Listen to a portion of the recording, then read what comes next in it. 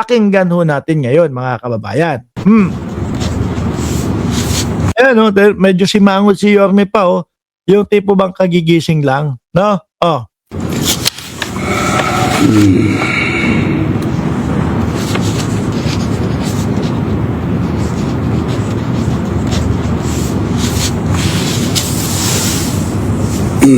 Ano, nakasimangot eh. Mukhang mainit ang ulo eh.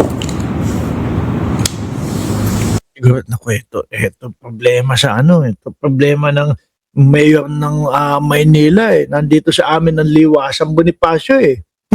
Siguro yan yung tumatakbo sa isip ni Yorme. Eto na naman, may rally na naman. Tapos hindi na naman lilinisin yung Liwasang Bonifacio. Kakalat na naman.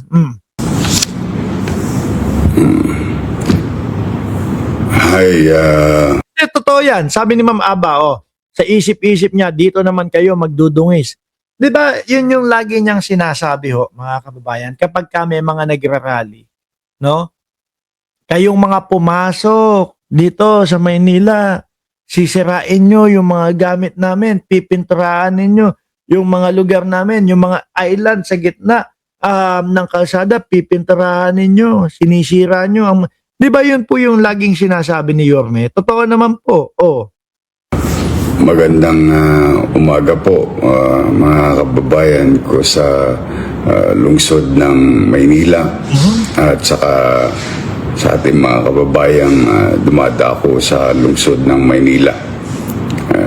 Sana po ay nakapagpahinga na kayo at kung sakaling kayo natutulog pa, lalo na sa mga magulang at mga bata na umaasa ng announcement sa lungsod, dahil alam nyo naman po at napabalita na kagabi na magkakaroon po ng rally yung ating mga kapatid sa Iglesia ni Cristo from EDSA ay lilipat ng Liwasang Bonifacio.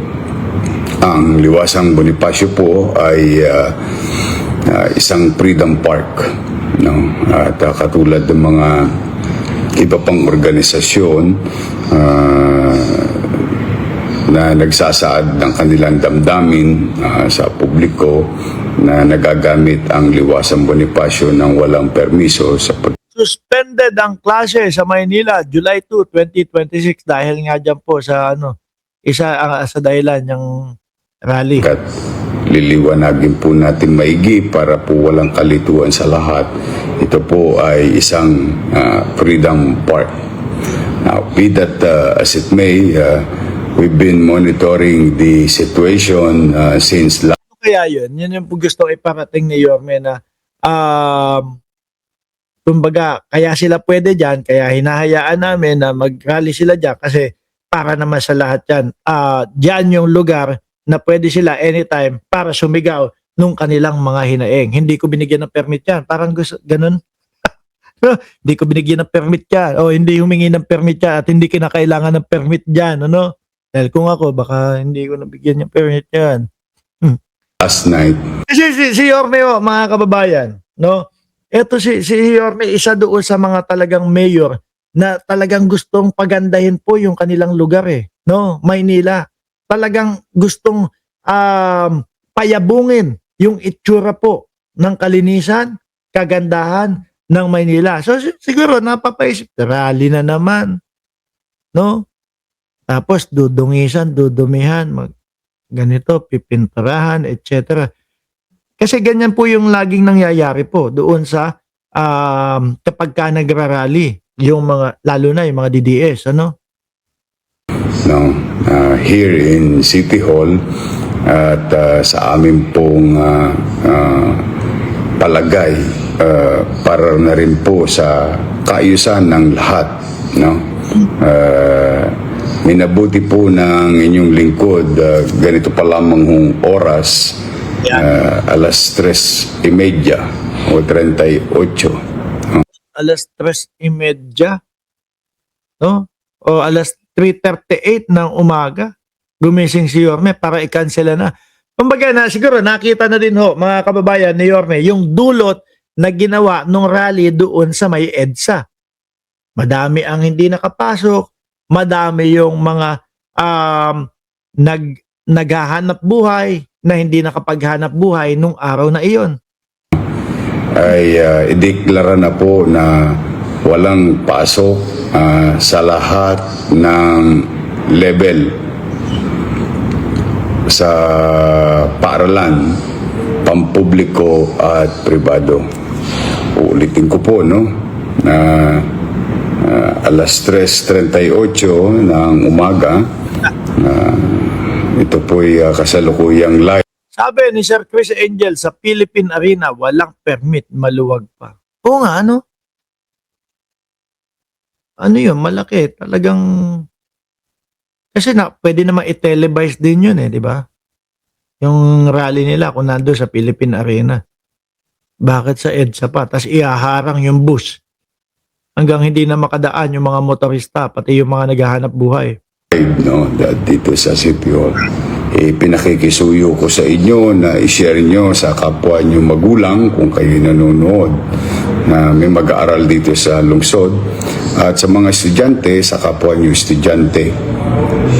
Dinideklara na po ng pamahalang lungsod at ng inyong lingkod na wala pong pasok ngayong July 2, 2000. Pati yung mga mag-aaral. Anyway, 26 sa lungsod ng Maynila.